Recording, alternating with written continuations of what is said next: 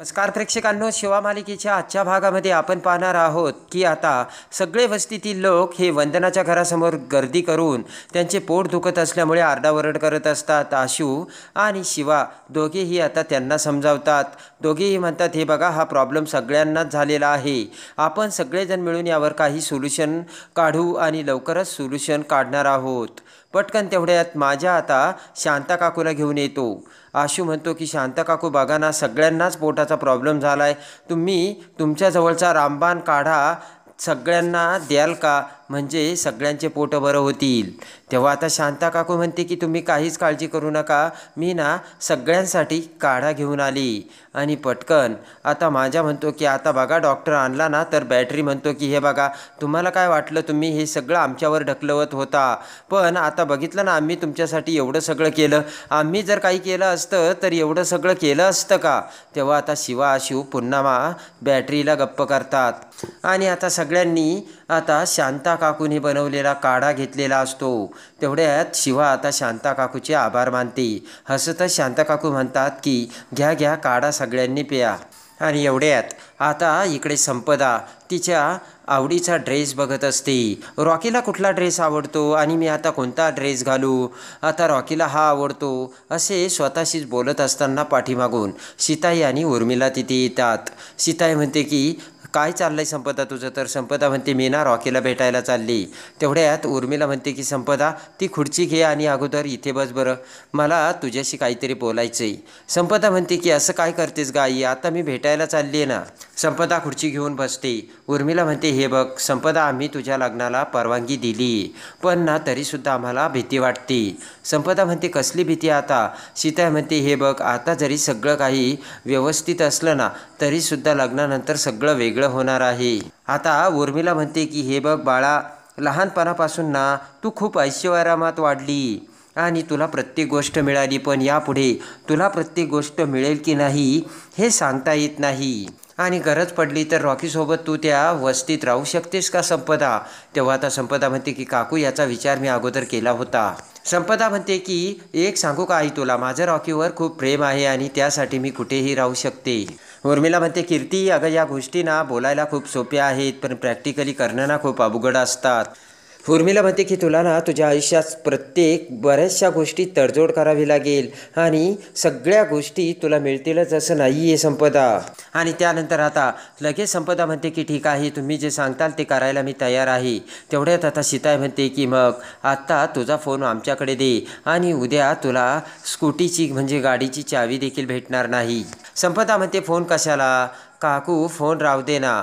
आणि लगेच आता सीताई म्हणते की तुला ना सवय व्हायला हवी संपदा. आणि तेवढ्यात आता उर्मिला एक छोटासा फोन संपदाला देते आणि तिच्याजवळचा मोठा फोन घेते. संपदा म्हणते की आई, हा फोन मी वापरू का? अगं यामध्ये कॅमेरासुद्धा नाही आहे. तर आता उर्मिला म्हणते, पण यात सगळे नंबर आहेत ना गं संपदा. सीता म्हणते की तुला जमणार नसेल तर तसं का सांग. संपदा म्हणते, जमेल जमेल. आणि पटकन संपदा तो मोबाईल घेते. इकडे आता शांता काकूच्या त्या काढ्याने सगळ्यांना पोटाला आराम मिळालेला असतो. आणि त्या बायका म्हणतात की या काकूने तर जादूच केली, सगळ्यांना आराम मिळाला. त्या बायका आता शांता काकूला म्हणतात की बरं झालं शिवा आणि आशूने तुम्हाला इथे आणलं, नाही तर आमचं काही खरं नव्हतं. हसतच शांता काकू म्हणते की खरं आहे तुमचं. आणि सगळ्या वस्तीतील लोक आता निघून जातात. इकडे आता आशू म्हणतो की शिवा, हे सगळं तुझ्यामुळे झालंय बरं का शक्य. आणि इकडे आता सगळेजण आता जेवण करून जाताच अर्चना तिथे थांबलेली असते आणि चंदनसोबत अर्चना आताचे जेवणाची ताटे सगळे पुसून स्वच्छ करते. प्रेमाने चंदन अर्चनाकडे बघतो. अर्चना काम करत असल्याचे बघून आता चंदनला दिव्याची आठवण येते. आणि दिव्या जेव्हा काम करत होती तेव्हा कशी सगळे अंग दुखत होती आणि सगळे आपल्याकडून कसे पाय चेपून घेत होती, हे सगळं आता चंदनला आठवतं. पण अर्चना अगदी आनंदाने ती सगळी कामं करत असते. हे बघून चंदन खुश होतो. आणि पटकन अर्चना म्हणते, ओ हिरो, कुठे लक्ष आहे? चंदन भानावर येत म्हणतो की मी काय म्हणतो अर्चना, तू राहू दे ना, हे सगळं मी करील ते. तेव्हा आता अर्चना म्हणते की अरे, मला हे सगळं करायला खूप छान वाटतंय. आणि इकडे आता अर्चना खूप मोठी कढई असते ती उचलू लागते, पण अर्चनाला उचलत नसते. चंदन म्हणतो, ऐक ना गं अर्चना, तू बाहेरच्या खुर्च्या वगैरे व्यवस्थित कर, मी हे भांडी घासतो. तेव्हा आता पटकन चंदन आता ती मोठी कढई उचलून घासू लागतो. इकडे आता सुहास ज्या ठिकाणी राहत असतो त्या ठिकाणी सुहास आता कीर्तीला घेऊन येतो. सुहास म्हणतो की बघितलं का तुझा नवरा इथे कशा परिस्थितीत किती आनंदाने राहतो हे तुला समजवायला हवं ना. कीर्ती म्हणते की अरे सुहास तिकडे मी खूप सारे प्रॉब्लेम आता सहन करते, तुला माहिती आहे का. सुहास म्हणतो सांग ना काय काय प्रॉब्लेम सहन करतेस ग. कीर्ती म्हणते जाऊ दे ना रे सुहास. सुहास म्हणतो की मी ना कीर्ती काय काय करू शकतो ना हे तू बघच असे म्हणत सुहास त्याचा मोबाईल आता कीर्तीकडे देतो आणि म्हणतो की बघ कसले फोटो आहेत हे. ते फोटो बघत आता कीर्ती म्हणते की आपण जो प्लान केला होता ना त्याचे फोटो आहेत रे सुहास हे. आणि लगेच आता कीर्ती म्हणते पण तू हे मला का दाखवतोस, मूर्ख आहेस का, तू मला ब्लॅकमेल करतोयस. तर हसतच सुहास म्हणतो हो. आणि लगेच आता सुहास म्हणतो की हे ना मी सगळं मुद्दामहून करतो कारण की तुझ्या लक्षात राहायला हवं.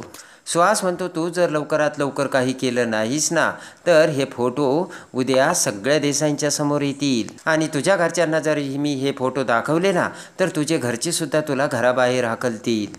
कीर्ती म्हणते की आपण हे सगळं दोघांनी प्रॉपर्टी मिळवण्यासाठी केलं होतं ना सुहास. आणि सुहास म्हणतो ते मी कसं विसरेन, प्रॉपर्टी तर हवीच आहे पण ती कशी मिळवायची ना ते आता मी बघेन. कीर्ती म्हणते की अरे मला थोडासा वेळ देईल, मी करेन ना काहीतरी. सुहास म्हणतो की आता तुला काय करायचं ना ते तू बघ. इकडे आता शिवा, आशू आणि शांता काकू घरी येतात. शांता काकू म्हणते की तुम्ही बसा मी चहा करून आणते.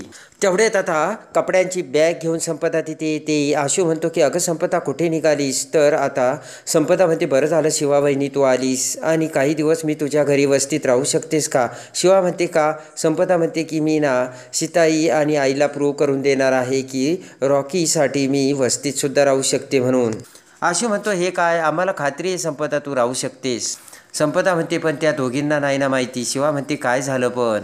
आणि आता घडलेली सगळी हकीकत संपदा आशू आणि शिवाला सांगते. आशू म्हणतो की हे बघ संपदा तू असं काही करू नको मी बघतो. संपदा म्हणते की मला त्यांच्या बोलण्यातून वाईट वाटलं किंवा राग आला असं काहीच नाही रे आशू.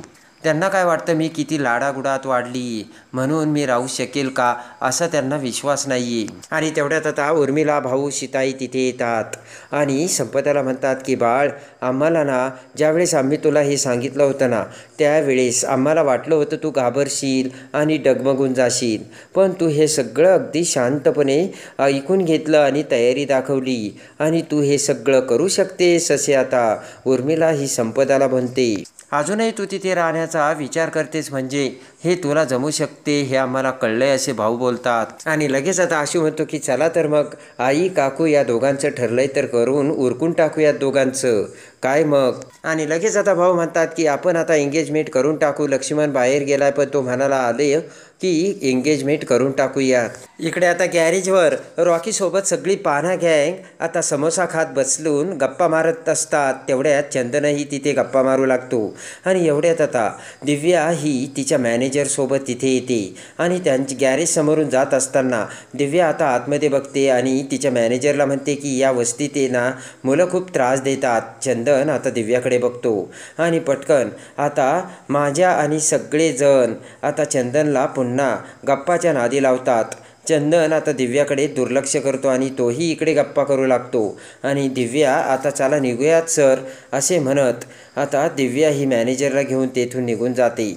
आणि इकडे आता किचनमध्ये डबा भरत असताना आता शिवासमोर सीताई येते आणि सीताई म्हणते की वस्तीतील लोकांची तब्येत कशी का आता आणि घरचे बरे आहेत ना. शिवा म्हणते की सगळे बरे आहेत आणि शांता काकूने काढा करून दिला ना सगळ्यांचं पोट दुखणं थांबलं. आणि सगळे लोक असेच म्हणतात की शांता काकूने काहीतरी जादूची कांडी फिरवली म्हणून. आता सीताई विचारात पडते. आता इकडे सीताई विचार करत शिवाला म्हणते शिवा मी संशय घेते हे तुला लक्षात येईल पण हे कसं सोयीस्कररित्या होते हे तुला समजत नाही आहे का.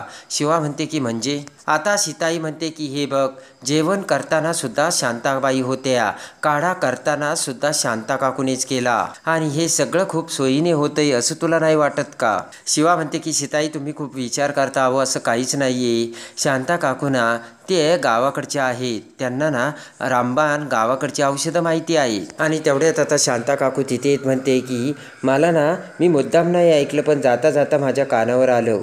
मी ना या पोरीने मला 2 वेळचं जेवण मिळालं या पोरीमुळे आणि राहायला जागा मिळाली. मी खूप प्रामाणिक आहे हो, मी असं काहीच नाही करणार. आणि लगेच आता शांता काकू म्हणते की माझ्या बाबतीतसुद्धा असंच झालं होतं. माझा नवरा असे कुठल्या ठिकाणी जेवला आणि त्याला विषबाधा झाली होती. तेव्हा आता शिवा म्हणते की हे बघा शांता काकू, खरंच तुम्हाला वाटतंय ना तसं काहीच नाही आहे.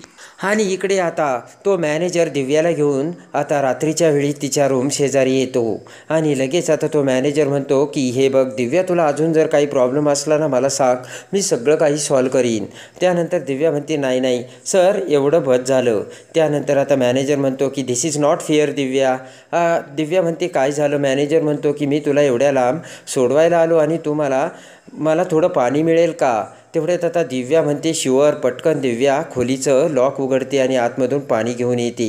आता तोपर्यंत मॅनेजर आतमध्ये डोकून बघतो तर आता मॅनेजर म्हणतो हे काय दिव्या, मी तुला एवढ्या लांबपर्यंत सोडवायला आलो आणि तुम्हाला आतमध्ये सुद्धा बोलावत नाही आहेस. दिव्या म्हणते की नाही ना सर, आतमध्ये खूप पसारा आहे. आणि तेवढ्यात पाना गँगमध्ये आता डिप्पर तिथे आलेला असतो. आणि लगेच तो आता दिव्या आणि त्या मॅनेजरला बघतो. आणि तेवढ्यात आता मॅनेजर म्हणतो की ठीक आहे, जाऊ का मग मी दिव्या. तर आता दिव्या म्हणते हो, पण दिव्याचं लक्ष आता डिप्परकडे जाते. डिप्पर त्यांना बघत असतो. आणि तेवढ्यात पुन्हा दिव्या आता मॅनेजरला थांबवते आणि म्हणते की सर, खरं आहे तुमचं, तुम्ही माझ्या घरापर्यंत आले मला सोडवायला आणि मी तुम्हाला चहासुद्धा नाही विचारला. तर मॅनेजर म्हणतो नक्की का. तर दिव्या तिरप्या नजरेने डिप्परकडे बघते आणि मॅनेजरला म्हणते या सर नक्की. आणि लगेच तो मॅनेजर म्हणतो नाही दिव्या, मी निघतो आता, मला उशीर होतो. आणि दिव्याने डिप्परला बघितलेलं असतं. आता मॅनेजर निघून जातो. आणि इकडे आता वर्गामध्ये दिनकर सर आता सगळ्यांना शिकवत असतात. तर तेवढ्यात शिवा घाईघाईने तिथे येते आणि म्हणते की हे काय, अजून आमची पाना गँग नाही आली का. मला वाटलं आले असतील सर ते. आणि लगेच आता दिनकर सर म्हणतात नाही ना, कुणीच नाही आलं. तुला कुणी काय बोललं होतं का. शिवा म्हणते नाही ना. आणि पटकन आता शिवा म्हणते थांबा सर, मी फोन लावते. आणि शिवा फोन लावते. आणि इकडे आता शिवा विचारात पडते, कारण कुणीच फोन उचलत नसतं. इकडे माई आजीच्या घरी आता वंदना सगळा पसारा नीटनेटका लावत असते. माई आजी म्हणते की अरे चंदन कुठे आहे, पण अजून तो नाही आला. आणि तेवढ्यात आता चंदन तिथे येतो आणि माई आजी शेजारी बसतो. आणि लगेच आता चंदन खुश झालेला असतो. माई आजी म्हणते काय रे चंदन, खूप खुश दिसतोस. चंदन म्हणतो की असं काही नाही ग माई आजी. माई आजी म्हणते की उगाच तुझ्या गालाला खळी पडली आहे का. पुन्हा चंदन हसतो. आता चंदन जेवू लागतो. माई आजी म्हणते अर्चना आली होती ना तुला कामात मदत करायला, मी बघितलंय तुम्ही दोघं आवरत होतात. आणि आता तेवढ्यात वंदना ही पाणी आणायला बाहेर जाऊ लागते. चंदन म्हणतो काय करता आई तुम्ही, मी आणतो ना पाणी. आणि पटकन चंदन आता पाण्याची वंदनाच्या हातातील कळशी घेतो. आणि आता पटकन माई आजी चंदनला आपल्याकडे बोलावते आणि म्हणते की अर्चनाच्या प्रेमात पडलाय ना तू. चंदन म्हणतो तुला कसं कळलं. तर माई आजी म्हणते की हे केस उगाच पांढरे नाही झाले. तर चंदन असू लागतो. इकडे आता सुहासने पुन्हा कीर्तीला फोन केलेला असतो. कीर्ती म्हणते की अरे मी तुझी बायको आहे, मला ब्लॅकमेल करतोयस का. सुहास म्हणतो की आता तरी डोळे उघड आणि तुझ्या नवऱ्यासाठी काहीतरी कर कीर्ती. कीर्ती म्हणते तेच करते आणि मला विचार करायला वेळ दे. सुहास म्हणतो मग लवकर कर. त्यानंतर आता सुहास काय करायचं तो प्लान आता कीर्तीला सांगतो. आणि इकडे आता कीर्ती बाहेर येते आणि तेवढ्यात कीर्ती आता शांता काकू आणि इकडे आता सीताईला बघते. तर आता शांता काकू म्हणते की सगळी कामं आवरली आणि जाते, काही राहिलंय का. सीताई म्हणते नाही नाही, मला तुमची माफी मागायची. तर कीर्ती आता ते बोलणे ऐकू लागते. सीताई म्हणते उगाच मी तुमच्यावरती संशय घेतला.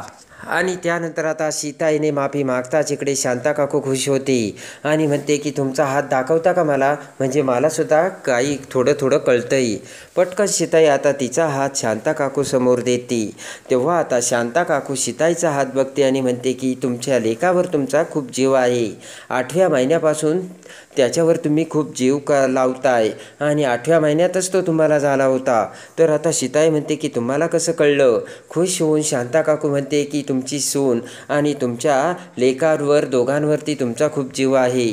आणि लगेच आता शांता काकू म्हणते की तुम्हाला असं वाटतंय की त्या दोघांवरती काहीतरी आता जबाबदारी सोपवावी, पण ती जबाबदारी ते घेतील का याची काळजी तुम्हाला वाटते ना. तर सीताई म्हणते अगदी बरोबर. आणि शांता काकू म्हणते की तुम्हाला जसं वाटतंय तसंच होणार आहे. तुमची सून आणि तुमचा लेक सगळं काही सांभाळून घेतील. सीताई म्हणते की खरं तर सगळं एवढं छान चाललेलं असतं ना, कुणाची नजर लागायला नको. सीताई म्हणते उगाच मी तुमच्यावर संशय घेतला. शांता काकू म्हणते की असू द्या, तुमच्या लेकाचं ना चांगलंच होणार आहे.